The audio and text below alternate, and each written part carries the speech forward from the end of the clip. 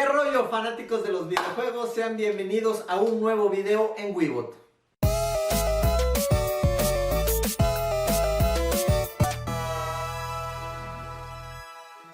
En esta ocasión vamos a estar platicando un poco, se va a convertir este video como en un tema de plática, un poco de reseña, un poco de opinión. Todo esto relacionado con la nueva serie de Netflix que se llama High Score, que obviamente todos los que son fanáticos de los videojuegos y por lo cual entraste a este video, te darás cuenta que está pegando muchísimo. ¿Por qué? Porque está súper bien hecha. Entonces vamos a platicar un poco de en qué consiste esta serie y daré mi opinión de la serie. Bueno, pues arranquemos. Este video va a estar completamente libre de spoilers. Únicamente voy a hablar de los temas relevantes que se toman en esta serie para invitarte a que la veas. O si no la has visto, te voy a dejar mis opiniones y mis comentarios de qué tal se me hizo y qué es lo que más me emocionó. Pero puedes ver este video con toda tranquilidad porque no va a haber nada de spoiler. Esta serie va enfocada a dos tipos de videojugadores. Una, a los nostálgicos. No importa si ya no juegas videojuegos o todavía juegas. Para todos aquellos que tienen la nostalgia del pasado de los videojuegos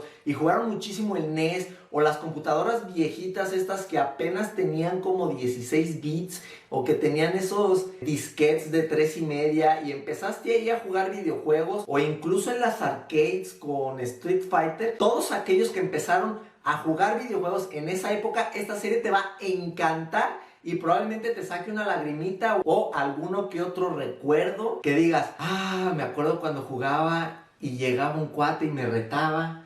Rimó, pero te va a sacar muy buenos recuerdos. Y en segundo lugar, a otras personas que está muy enfocada esta serie, es para todos aquellos que disfrutan los videojuegos y tienen esa sed de aprender mucho de los orígenes de los videojuegos, pero no simplemente de los orígenes de quién fue el que inventó los videojuegos, sino cómo se desarrolló cada uno de los géneros de videojuegos. Por ejemplo, ahí te explica cómo empezó el tema de los torneos de los videojuegos, cómo empezaron los videojuegos de peleas, cómo empezaron los videojuegos de terror, cómo empezaron los videojuegos de aventura, incluso quiénes fueron los pioneros en los mismos videojuegos. Entonces, si te gustaría aprender cómo fueron los inicios de los videojuegos y qué fue a lo largo de la historia para que llegaran a como son actualmente, esta serie es para ti y le vas a disfrutar muchísimo. Y sí, amigos, yo tengo mucho de ambos. Mucho ojo aquí, amigos. Esta serie no es para todo tipo de videojugadores. Hay un nicho de los videojugadores que no van a disfrutar esta serie. ¿De quiénes hablo? De los fanboys. Si tú eres fanboy de Nintendo o eres fanboy de PlayStation o de Xbox o eres de aquellos que dicen yo solo juego en PC porque tiene las mejores gráficas, le puedo meter memoria RAM, le puedo meter una tarjeta de video súper poderosa, puedo jugar en 20.000 pantallas al mismo tiempo. O eres de los que dice yo solo juego en Xbox porque ahí hacen videojuegos para adultos, o yo solo juego en Nintendo porque me da mejores personajes, me da mejor experiencia. Si eres de ese tipo de personas o de ese tipo de fanboys, esta serie no es para ti, porque aquí va a tocar mucho el tema retro. Entonces el tema retro también tenía videojuegos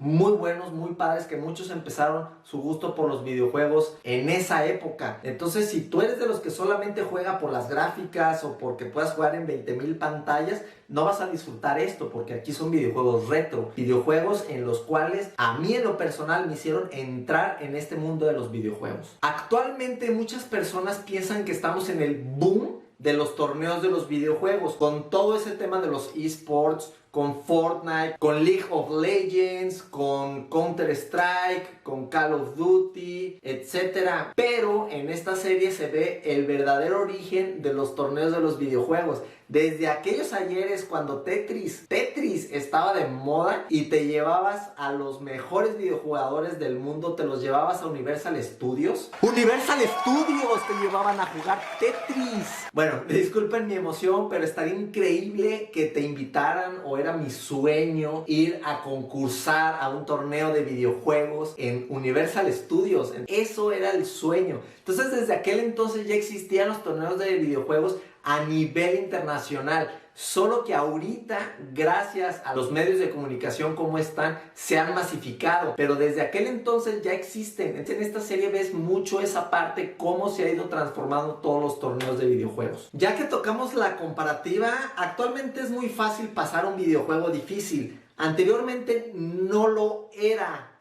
En serio, no lo era. Actualmente si se te dificulta algo, pues nomás entras a YouTube, lo googleas y ya.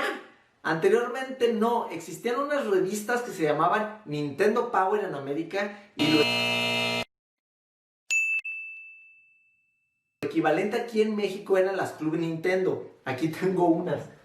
Eran como estas las revistas. Este tipo de revistas las tenías que comprar para poder pasar un videojuego o había otras opciones, o podías ver Nintendo Manía, o podías preguntarle a tu amigo o tu vecino que tuviera el mismo juego y preguntarle que cómo le hizo. Antes no había internet, entonces esa era la manera para tú poder pasar un videojuego. Entonces en esta serie te explican cómo nacieron esas ideas. Por ejemplo, anteriormente había gente que trabajaba en Nintendo o trabajaba en Sega y hacía unos mapas que publicaban en la revista de Nintendo Power, que era en Estados Unidos, te ayudaban a pasar ese videojuego. ¿Por qué? Porque era la única manera en la que anteriormente tus papás te querían comprar un videojuego nuevo. Había papás que te decían: hijo, si no pasas ese videojuego, no te compro más videojuegos. Entonces los niños se estresaban porque tenían que pasar ese videojuego y la única opción era o por teléfono o comprar la revista. Que esta revista verdaderamente no salió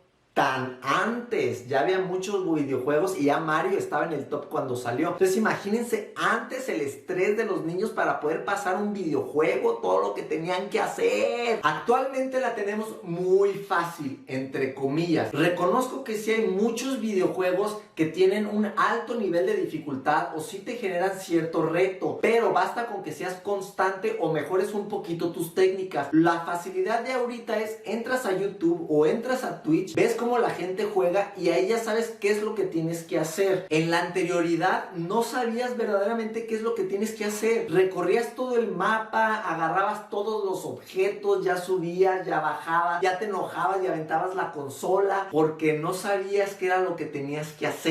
Actualmente no se quejen. Tristemente el internet y YouTube mató las revistas. Las extraño.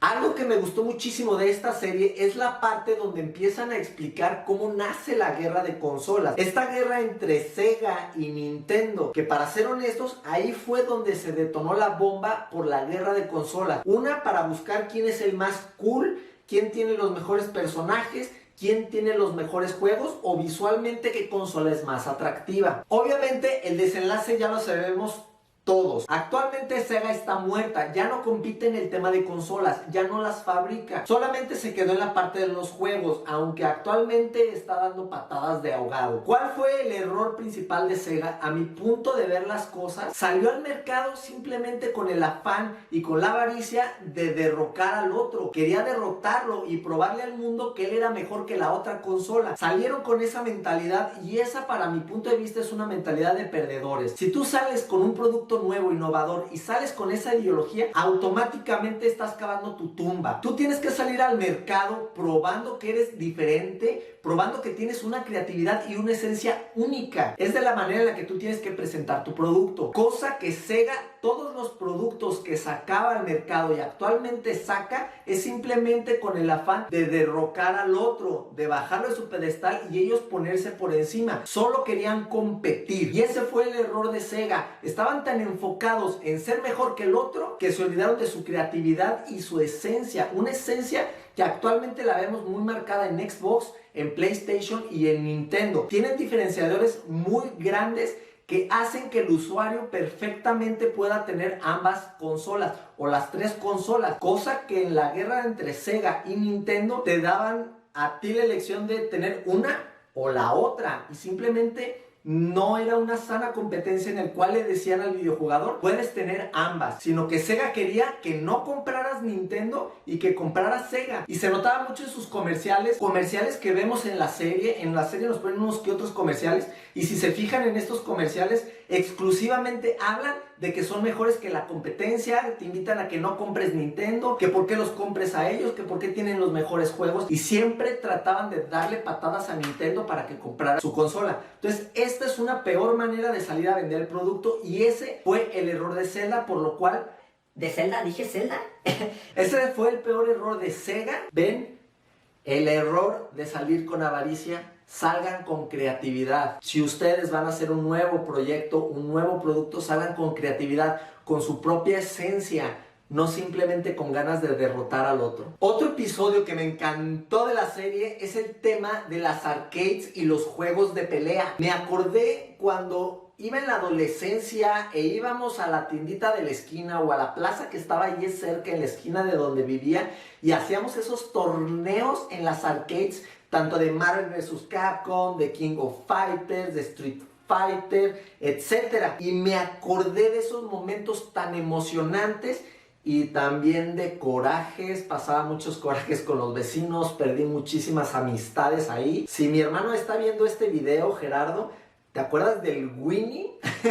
La verdad, este era un cuate que llegaba bien creidillo, llegaba muy prepotente, hasta ponía su pecho salido así, dice que era el muy bueno. Llegaba, le echaba su monedita, y la verdad, Gerardo, mi hermano, así como lo veían delgadito y chiquito comparado contra él, la verdad le ponía unas aplastadas y se enojaba muchísimo. Pero bueno, quitando un poquito las anécdotas personales, me recordó mucho a esas épocas en donde esas batallas en las arcades se ponían impresionantemente divertidas y el nivel de competencia estaba por los aires. Increíbles esa época. Y hablando de juegos de peleas, en esta serie se ve cómo nacieron los videojuegos de pelea. Empiezan principalmente en...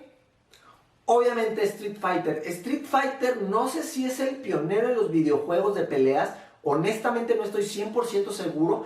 Pero todo mundo, si piensa en videojuegos de pelea, automáticamente se le viene Street Fighter a la mente. Entonces la serie te explica cómo nace ese concepto de peleas y cómo puedes adoptarte tú de un personaje y utilizarlo y ser bueno en ese personaje para patear traseros de todas las personas, de todos los vecinos, y hacerlo a nivel competitivo. Entonces te explican cómo nace esta serie de videojuegos de pelea, y también toman un poco de Mortal Kombat. Esta parte de Mortal Kombat, cuando la toman en la serie, me encanta. ¿Por qué? Porque mezclan el juego de peleas con la clasificación de los videojuegos. A partir de Mortal Kombat se hizo una revolución a niveles gubernamentales en el cual querían prohibir los videojuegos y querían prohibir que haya videojuegos violentos, lo cual no culpo a los gobiernos, no culpo a los padres ni nada. ¿Por qué? Porque hay un nicho de mercado para todos, y creo que perfectamente lo alcanzaron a detectar, que no puedes limitar el consumo de las personas, pero sí puedes educar. Y la manera de educar es sacar una regulación. Entonces, a partir de esta regulación fue que nace la ESRB. Es este organismo u organización que se encarga de clasificar todos los videojuegos para darle a los consumidores, principalmente a los padres, esas herramientas para que puedan elegir si un videojuego es apto para sus hijos o no. O incluso si tú ya eres muy maduro, puedas elegir cuál videojuego es apto para tu educación y cuál tiene los valores que tú estás buscando. En lo personal, para mí esto es muy importante en toda industria, incluso en la industria del cine, porque los valores es lo más importante y es lo que le hace falta al mundo. Un mundo sin valores es un mundo de caos. Actualmente, digo, eso es otro tema completamente diferente a los videojuegos, pero los valores es muy importante y es básico en las personas. Entonces no culpo al gobierno, no culpo al papá de estas clasificaciones y de que sea tan preocupante que los videojuegos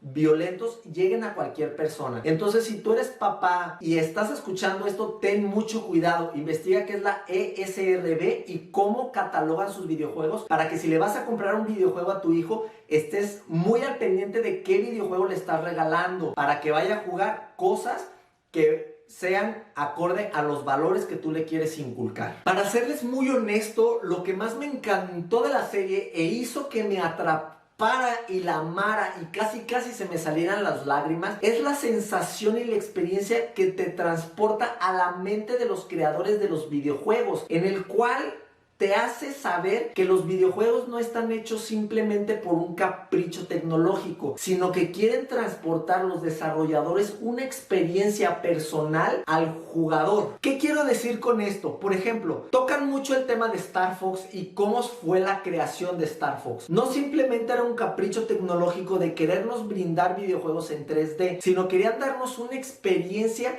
tanto visual como sentimental, en el cual tú te sientas en un mundo completamente tridimensional y tengas esas opciones de poder volar o girar sobre varios ejes y poderlo hacer un poquito más realista la inmersión del videojugador. Entonces, para esto, ¿qué tuvieron que hacer? Tuvieron que visitar ciertos lugares para inspiración, no simplemente sentarse en su escritorio con una pluma y un papel y decir, voy a crear un videojuego. No, sino tiene que ser a partir de experiencias. Esto, por ejemplo, no se toca en el tema, pero todos sabemos que para la creación de Zelda va muy de la mano de lo que vivió Shigeru Miyamoto en su infancia con The Legend of Zelda. ¿Qué era lo que él quería transportar? Él de niño tenía muchos deseos de jugar en unos jardines en miniatura. Entonces, esos deseos de la infancia de Miyamoto fueron transportados en el videojuego y ahí es cuando sale Zelda. ¿Qué es lo que quiero decir? Son experiencias de vida, experiencias internas,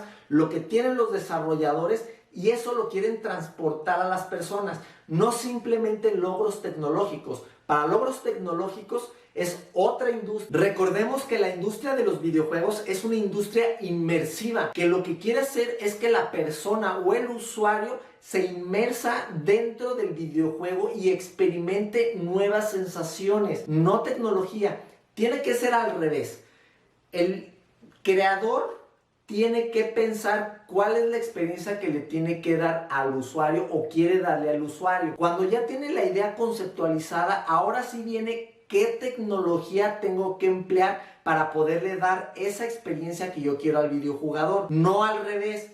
No tiene que ser, tengo este desarrollo tecnológico, es muy potente, ahora voy a crear con esto un videojuego. No, sino que es al revés. Primero, ¿qué experiencia le quiero dar al videojuego? Y después, ¿qué tecnología tengo que desarrollar para poderle dar esa experiencia? Cosa que en esta serie lo explica perfectamente. Cosa de Star Fox. Para poder dar gráficos en 3D con esos volúmenes y esas poligonales que te da Star Fox, para eso tuvieron que desarrollar el chip Super FX. Ese chip lo mencionan muy bien en la serie y explican el desarrollo y cómo el creador quiso hacer esa experiencia, llevarla al videojugador. Otro ejemplo muy claro que vemos aquí es todo lo que tuvo que pasar John Romero y John Carmack de ID Software para crear el género de los FPS. A partir de esa idea que ellos tenían que pensar qué plataforma era la más óptima para desarrollar ese videojuego. Y ahí tuvieron la decisión de hacerlo en PC,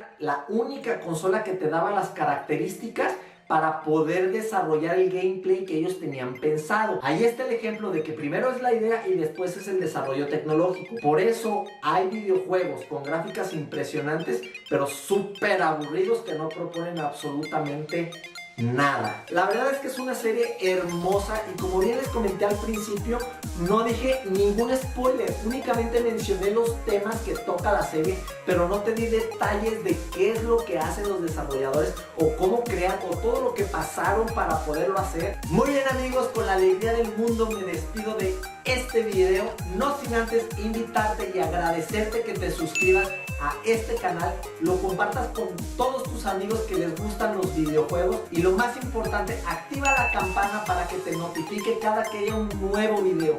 En verdad te agradecería mucho que te suscribas, me ayudarías muchísimo para que este canal crezca, lleguemos a más personas, pero sobre todo hagamos más contenido de esta industria que tanto te gusta a ti.